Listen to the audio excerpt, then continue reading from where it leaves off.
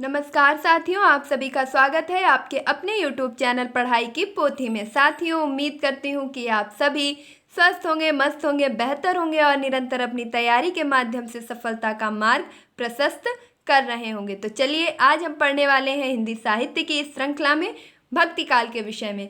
भक्ति काल का आरंभ कब से हुआ, इसके प्रमुख कवि कौन रहे, रचनाएं कौन रही, प्रमुख पंक्तियां क्या थीं, प्रमुख व्यक्ति कौन से थे, इत्यादि इत्यादि प्रश्न हम भक्ति काल के बारे में विस्तार से जानेंगे। इसके पहले के वीडियो में हम आदिकाल के बारे में विस्तृत चर्चा कर चुके हैं। तो अगर आपने वह वीडियो नहीं देखा है तो प्लीज़ वीडियो की प्लेलिस्ट में जाकर के उसे भी देख लीजिएगा। तो कम समय में बेहतर कंटेंट के लिए पढ़ाई की पोथी को सब्सक्राइब करना बिल्कुल भी ना भूलिए।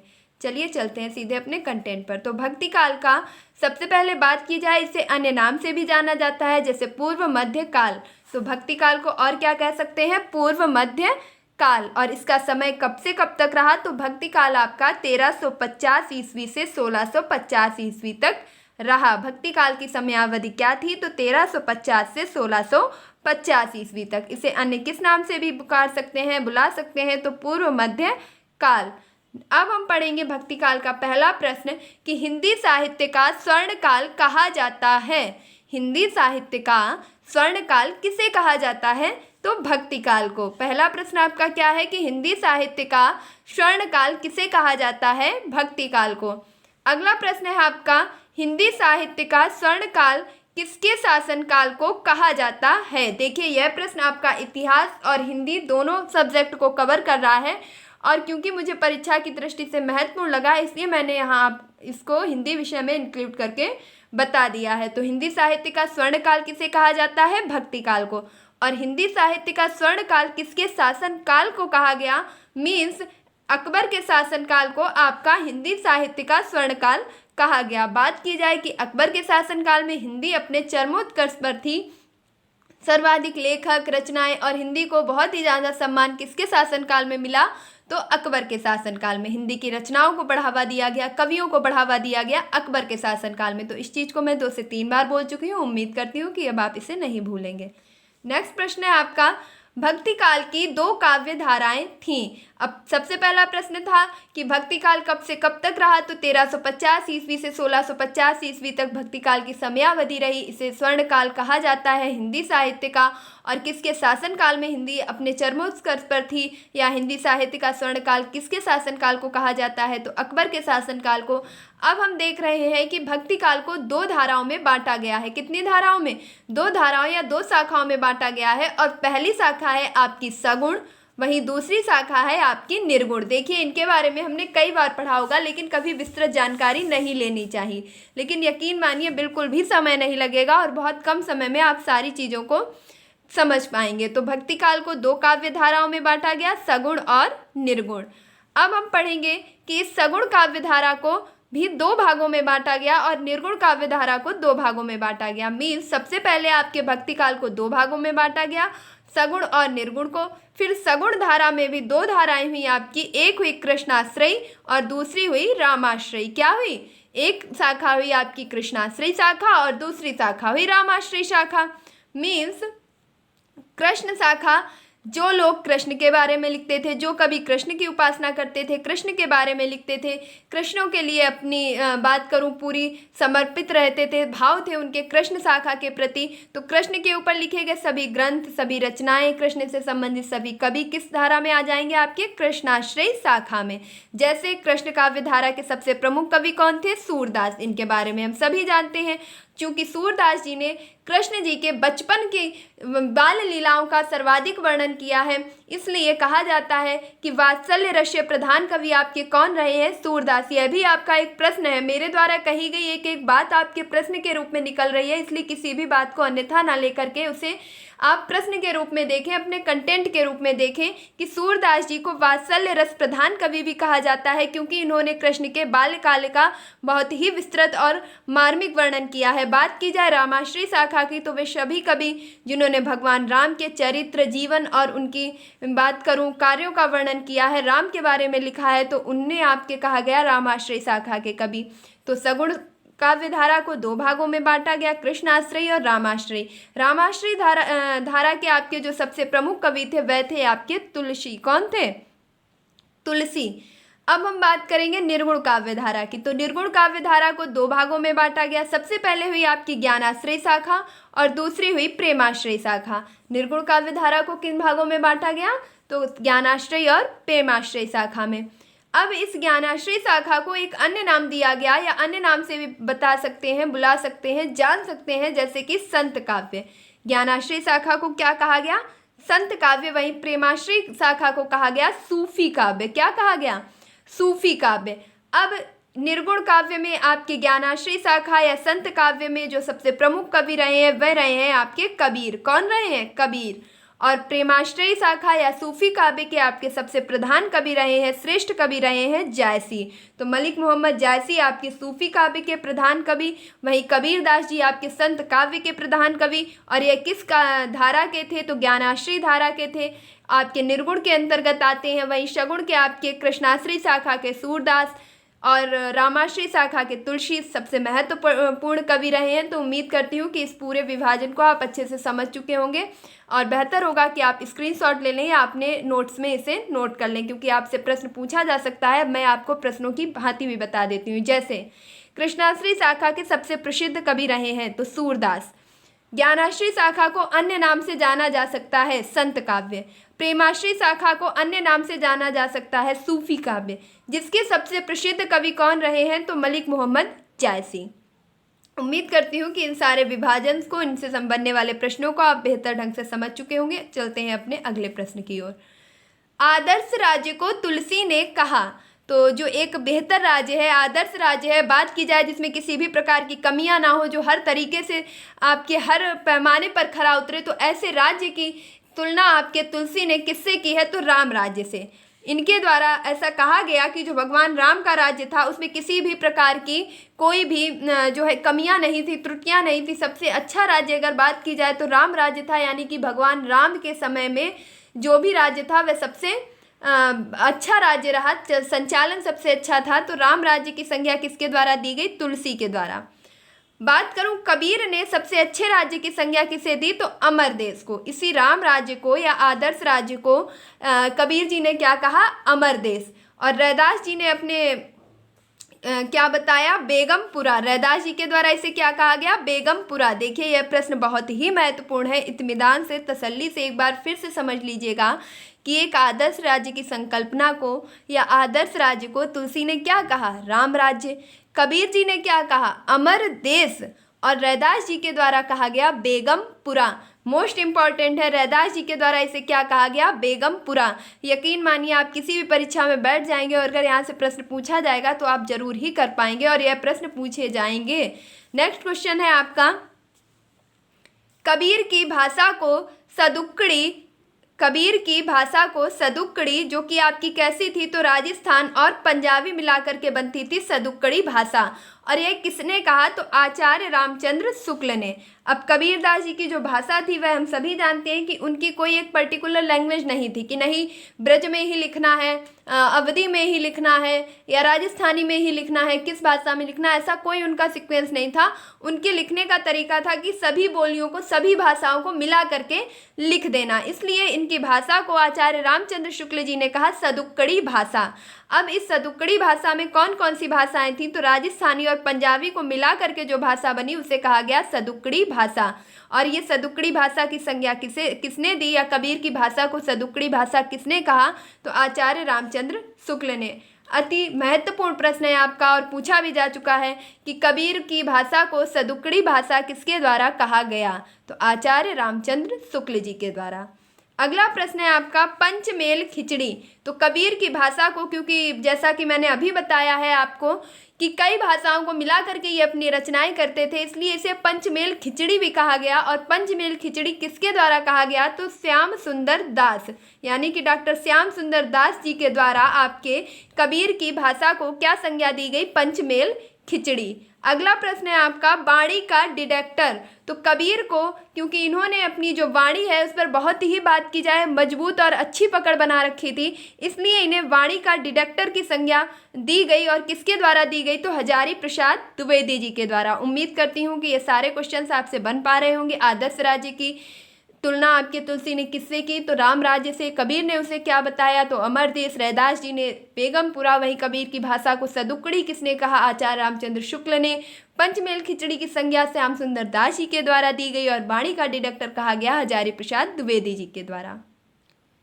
अगला प्रश्न है आपका, जायसी का प्रमुख सूफी काव्य यश का आधार। यश का आधार का मतलब है जो जायसी जी के जीवन का, संपूर्ण जीवन का, यश का, उनकी प्रसिद्धि का, उनके बात करूं सबसे ज़्यादा चर्चित होने का कारण बन गया, ऐसा कौन सा ग्रंथ था? तो वह था आपका सूफी काव्य पद्मावत। जायसी का प्रमुख सूफी काव्य जो कि उनके यश का, उनकी विख्यात होने का, उनकी प्रसिद्धि का आधार बन गया, वह था आपका पद्मावत, जो किस शैली में लिखा गया था? तो मनसवी शैली में लिखा गया था। यह प्रश्न आपके लिए बहुत ही महत्वपूर्ण है कि जायसी द्वारा लिखित पद्मावत किस शैली में लिखा गया?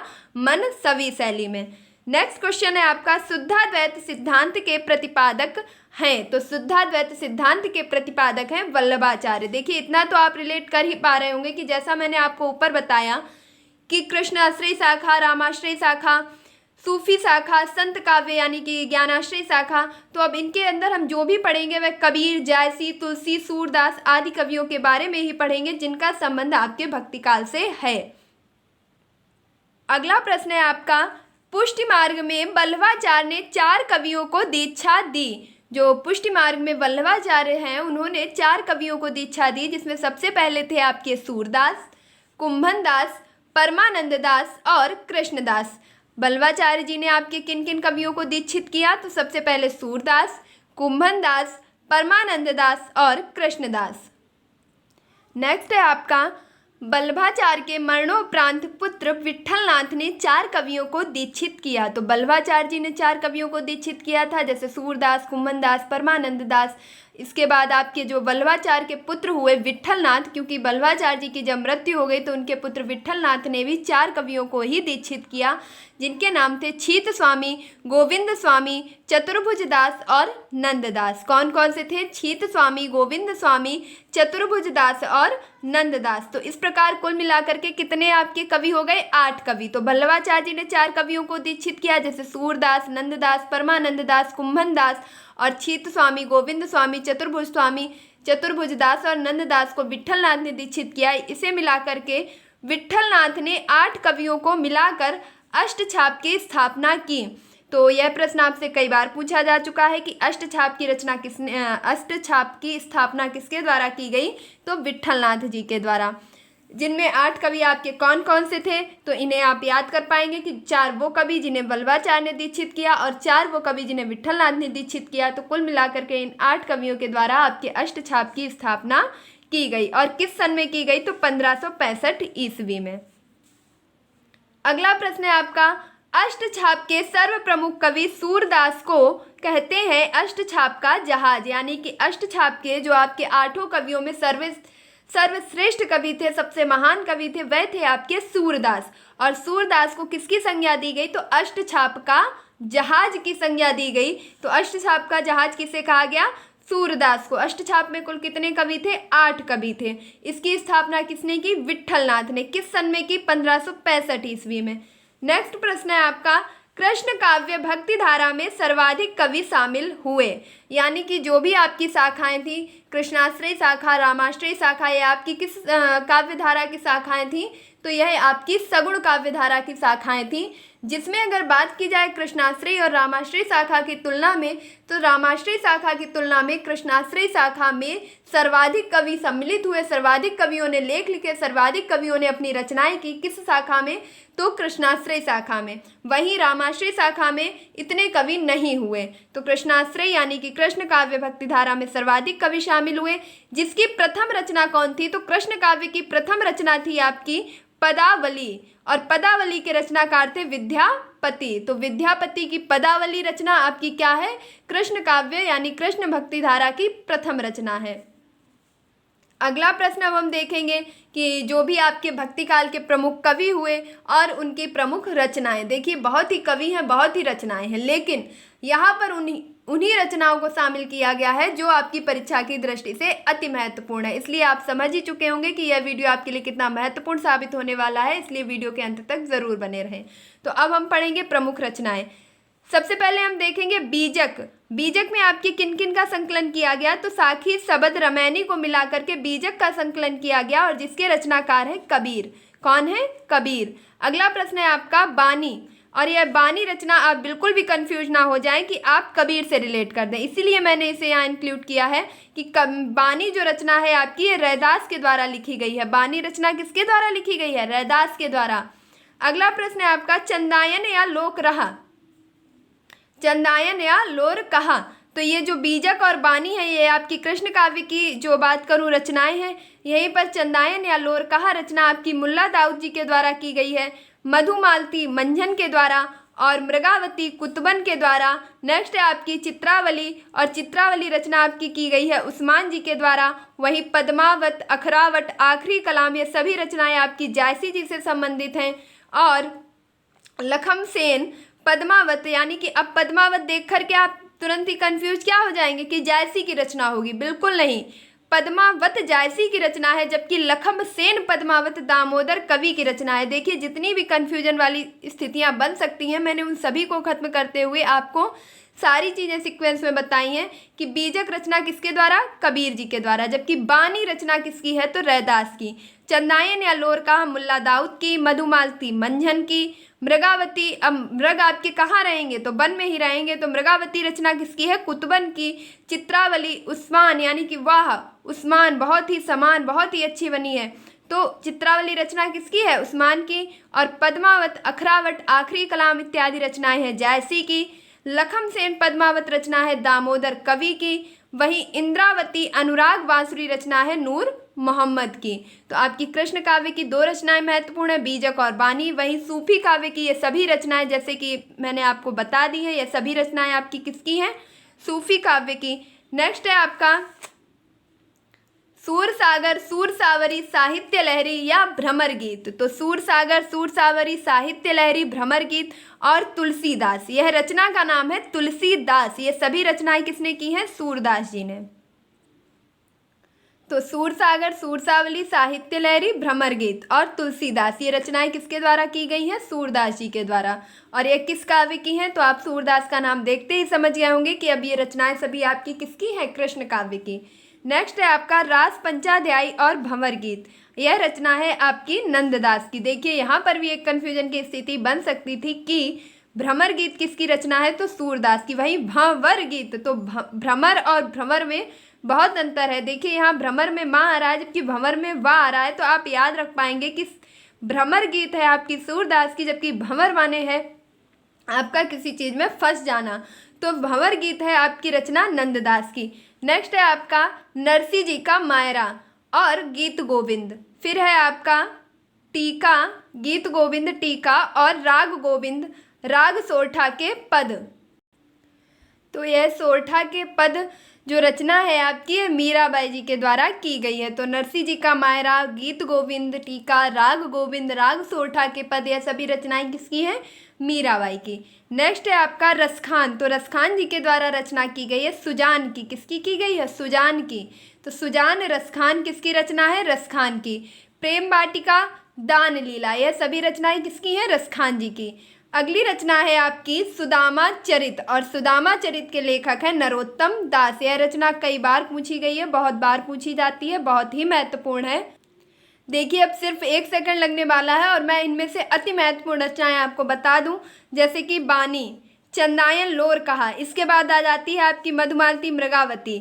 नेक्स्ट है आपकी पद्मावत, और इसके बाद आती है आपकी साहित्य लहरी, सूरसावली इत्यादि सूरदास जी की सभी रचनाएं महत्वपूर्ण हैं। और मीराबाई जी की प्रमुख रचनाओं में आ जाते हैं आपके गीत गोविंद टीका और नरसी जी का मायरा। वहीं बात की जाए आपके रसखान की प्रमुख रचना कौन सी है? तो प्रेम वाटिका। प्रेम वाटिका रसखान की सबसे महत्वपूर्ण रचना है। सुदामा चरित्र नरोत्तम दास की अति महत्वपूर्ण रचना है, इसे बिल्कुल भी ना भूलिएगा। नेक्स्ट अब हम देखेंगे, देखिए सबसे पहले हमने पढ़ा किस काव्य के बारे में? तो हमने सबसे पहले कृष्ण काव्य की रचनाएं पढ़ी, फिर सूफी काव्य की। अब इसके बाद हम पढ़ने वाले हैं राम काव्य की रचनाएं। तो राम काव्य में हम सभी जानते हैं कि सबसे प्रमुख कवि कौन रहे? तुलसीदास जी, जिनकी रचनाएं हैं रामचरितमानस, गीतावली, दोहावली, विनय पत्रिका, कृष्ण गीतावली, पार्वती मंगल, जानकी मंगल, बरवे रामायण, बैराग संदीपनी और रामलला नछहु। ये सभी रचनाएं इनमें से किसी न किसी परीक्षाओं में पूछी जा चुकी हैं। तो रामचरितमानस आपकी अवधी भाषा में तुलसीदास जी की सबसे महत्वपूर्ण रचना है। नेक्स्ट है आपकी विनय पत्रिका। पूछ लिया जाता है कि तुलसीदास जी की एकमात्र रचना कौन सी है जो ब्रज भाषा में की गई, तो विनय पत्रिका। नेक्स्ट क्वेश्चन है आपका भक्तमाल, और भक्तमाल के रचनाकार हैं नाभादास। भक्तमाल के रचनाकार कौन है? नाभादास। पौरुषेय रामायण के रचनाकार हैं नरहरिदास। इसे मैंने इसलिए लिया है ताकि आप रामचरितमानस या वाल्मीकि रामायण से कन्फ्यूजन अपने अंदर पैदा ना करें, क्योंकि जो रामायण है वह आपका वाल्मीकि द्वारा रचित है और रामचरितमानस आपकी तुलसीदास जी के द्वारा। वहीं अगर पौरुषेय रामायण की बात की जाए तो यह आपकी नरहरिदास जी के द्वारा रचित है। अब जैसा कि हमने आदिकाल की प्रमुख पंक्तियां पढ़ी थी, इसी क्रम में हम अब भक्ति काल की प्रमुख पंक्तियों को देखेंगे कि यह पंक्तियां किसने कही हैं और इनके रचनाकार कौन है। तो सबसे पहली पंक्ति है, तुलसी का सारा काव्य समन्वय की विराट चेष्टा है। तो तुलसी का सारा काव्य समन्वय की विराट चेष्टा है, यह पंक्ति आपकी हजारी प्रसाद द्विवेदी जी के द्वारा कही गई है। अगली पंक्ति है आपकी, जाति पाति पूछे नहीं कोई, हरि को भजे सो हरि का होई। जाति पाति पूछे नहीं कोई, हरि को भजे सो हरि का होई। यह प्रमुख पंक्ति किसके द्वारा कही गई है? तो रामानंद जी के द्वारा। अगली पंक्ति है आपकी, मैं राम का कुत्ता मोतिया मेरा नाम। तो मैं राम का कुत्ता मोतिया मेरा नाम, यह पंक्ति आपके कबीरदास जी के द्वारा कही गई है। देखिए पंक्तियां जो होती हैं वह आपको सबसे ज़्यादा कठिन लगती हैं, क्योंकि आपको लगता है इतनी पंक्तियों में हम किसे याद करें, किसे छोड़ें। यकीन मानिए आप बस सिर्फ एक काम कीजिए कि प्लेटफॉर्म से जुड़ जाइए। आपको किसी भी प्रकार की टेंशन लेने की ज़रूरत नहीं है। मैं सब में से छांट करके आपको वही चीज़ें पढ़ाऊंगी जो आपकी परीक्षा की दृष्टि से सिलेक्टेड है। और पंक्तियों में एक कन्फ्यूजन हमेशा रहता है कि एग्जामिनर अक्सर कर ऐसी पंक्तियां पूछता है, जैसे सूरदास जी अगर आपके कृष्ण काव्य से संबंधित है तो वह आपकी एक ना एक पंक्ति ऐसी रखेंगे जो राम काव्य से रिलेटेड होगी, जिसकी रचना किसने की होगी? तो सूरदास जी ने। तो ऐसा ही कुछ वह घुमा फिरा करके रखते हैं ताकि आपको क्या कर सकें, कंफ्यूज कर सकें। तो मैं उन सभी चीज़ों को यहाँ पर ख़त्म कर दूंगी। तो मैं राम का कुत्ता मोतिया मेरा नाम, यह पंक्ति कबीरदास जी के द्वारा कही गई है। नेक्स्ट पंक्ति है आपकी, प्रभु जी तुम चंदन हम पानी। प्रभु जी तुम चंदन हम पानी, यह पंक्ति किसके द्वारा कही गई है? तो रैदास जी के द्वारा। यकीन मानिए ये पंक्तियां आपकी पूछी जा चुकी हैं पिछली परीक्षाओं में और आगे भी पूछी जाएंगी। अगली पंक्ति है आपकी, दशरथ सुत तिहुलोक बखाना, राम नाम का मरम है आना। तो दशरथ सुत तिहुलोक बखाना, राम नाम का मरम है आना। फटाफट से सोचिए यह पंक्ति किसके द्वारा कही गई है? तो मैं यकीनन कह सकती हूँ कि 90% लोग इसमें अगर नहीं जानते हैं तो तुक्का सिर्फ और सिर्फ तुलसीदास जी को ही मारने वाले हैं। क्यों? क्योंकि यहाँ दशरथ की बात हो रही है, राम की बात हो रही है, यानी कि तुलसीदास जी ने ही लिखा होगा। तो आप लोग जान लीजिए, ये तुलसीदास जी ने नहीं बल्कि कबीरदास जी ने कहा है कि दशरथ सुत तिहुलोक बखाना, राम नाम का मरम है आना। और इन्होंने एक पंक्ति और लिखी है कि जब मैं था तब हरि नहीं, और जब हरि है तब मैं नाए। इस प्रकार की पंक्ति भी किसके द्वारा लिखी गई है? कबीरदास जी के द्वारा।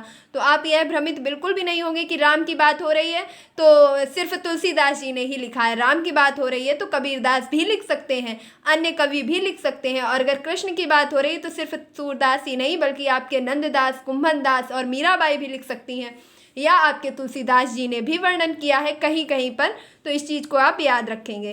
चरण कमल बंदो हरि राई, यह पंक्ति किसके द्वारा कही गई है? सूरदास जी के द्वारा। तो चरण कमल बंदो हरि राई पंक्ति किसके द्वारा कही गई है? सूरदास जी के द्वारा। नेक्स्ट है आपका, सबहि नचावत राम गोसाई, मोहि नचावत तुलसी गोसाई। तो यह पंक्ति क्या आप बता सकते हैं किस कवि के द्वारा कही गई है? कोशिश करके देखिए कि सबहि नचावत राम गोसाई, मोहि नचावत तुलसी गोसाई। यह पंक्ति आपके न सूरदास, न तुलसीदास, न कबीर, न कुंभन, न नाभादास, न मीराबाई बल्कि कही गई है फादर कामिल बुल्के के द्वारा। यकीन मानिए ऐसी ही पंक्तियां आपसे पूछी जाएंगी। तो पंक्ति क्या थी कि सबहि नचावत राम गोसाई, मोहि नचावत तुलसी गोसाई। यह पंक्ति किसने कही है? फादर कामिल बुल्के ने।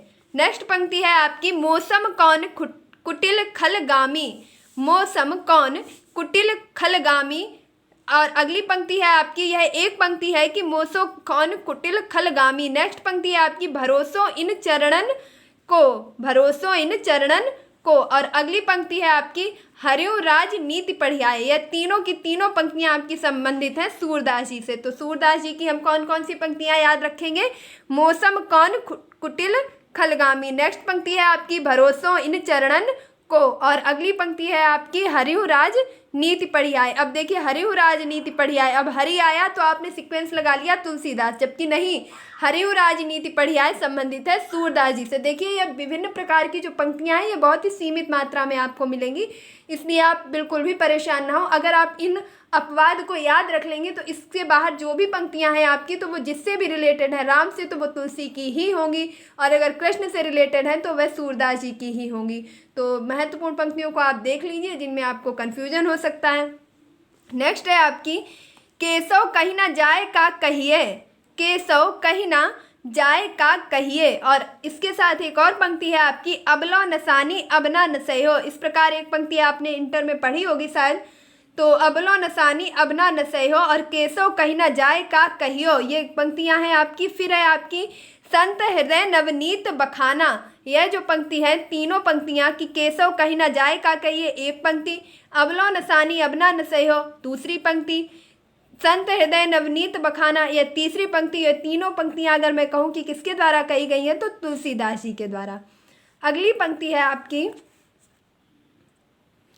सुरतीय नरतीय नागतीय, सुरतीय नगतीय नागतीय, सब चाहत अस होए, सब चाहत यह होए, गोद लिए हुलसी फिरे, तुलसी सो सुत होए। अब यह पंक्ति किसके द्वारा कही गई है, तो देखिए यहाँ बिल्कुल भी तुक्का मत मारिए कि तुलसी ने कहा है या रहीम ने सूर ने कहा है। यह पंक्ति आपके रहीमदास जी के द्वारा कही गई है कि सुरतीय नरतीय नागतीय, सब चाहत अस होए, गोद लिए तुलसी फिरे हुलसी फिरे, सुत तुलसी सो होए। नेक्स्ट पंक्ति है आपकी, शेष गणेश महेश दिनेश सुरेश जाहि निरंतर गावे, जाहि अनादि अनंत अखंड अभेद अखेद सुवेद बतावे। यह पूरी पंक्ति है आपकी। तो यह बात की गई है यहाँ पर शंकर जी के बारे में, शंकर जी की पंक्तियाँ ये लिखी गई हैं। तो आप बिल्कुल भी सीक्वेंस नहीं लगा पाएंगे कि शंकर जी के बारे में रसखान जी ने लिखा होगा। तो यकीन मानिए, शंकर जी के बारे में जो ये पंक्तियाँ लिखी गई हैं ये आपके रसखान जी के द्वारा लिखी गई हैं। तो मैंने इन पंक्तियों में अगर बात की जाए तो सिर्फ ज़्यादातर उन चीज़ों पर ध्यान दिया है जहाँ आप गलत कर सकते हैं। तो उम्मीद करती हूँ कि सभी पंक्तियाँ आप समझ पा रहे होंगे। और एक नेक्स्ट आपकी जो लास्ट पंक्ति है वह है, बहु बीती थोड़ी रही सो बीती जाए, बहु बीती थोड़ी रही सो बीती जाए, हित ध्रुव वेग विचार के बस वृंदावन आए। यह पंक्ति कही गई है ध्रुवदास जी के द्वारा। किसके द्वारा कही गई है, ध्रुवदास जी के द्वारा। तो जितनी भी महत्वपूर्ण पंक्तियां मैंने आपको कराई हैं, मैं आपसे रिक्वेस्टली बोलती हूं कि अगर आप किसी भी हिंदी की परीक्षा में बैठ रहे हैं तो आप बिल्कुल भी परेशान मत होइए, बस चैनल से फटाफट जुड़ जाइए और जितनी भी महत्वपूर्ण पंक्तियां हैं वह सभी आपको यहाँ पर एक एक करके करा दी जाएंगी। तो हमने आदिकाल की महत्वपूर्ण पंक्तियां और आज भक्तिकाल की महत्वपूर्ण पंक्तियों के बारे में पढ़ा। उम्मीद करती हूँ कि भक्तिकाल से जितने भी प्रश्न बनते हैं, चाहे वे प्रमुख रचना से हो, रचनाकार से हो या पंक्तियों से इत्यादि इत्यादि, भक्तिकाल के सभी प्रश्न को इस वीडियो में कवर किया गया है।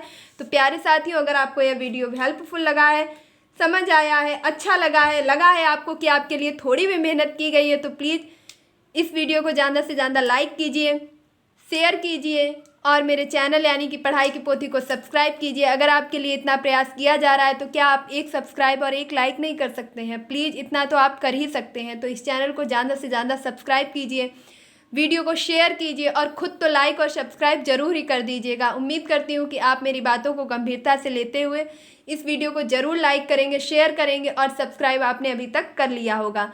तो सब्सक्राइब कीजिए ताकि आपको आने वाले सभी वीडियो प्रोवाइड हो सके। मिलती हूँ अपने नेक्स्ट वीडियो में, तब तक के लिए खुश रहिए, मस्त रहिए, पढ़ाई में निरंतरता बनाए रखिए। आपने पढ़ा है, आपने सीखा है, अपने दोस्तों को शेयर कीजिए, पढ़िए, पढ़ाइए, चैन बनाइए, अपने माता पिता का सम्मान कीजिए और जब तक नेक्स्ट वीडियो आता है तब तक इसे रिवाइज कीजिए। धन्यवाद।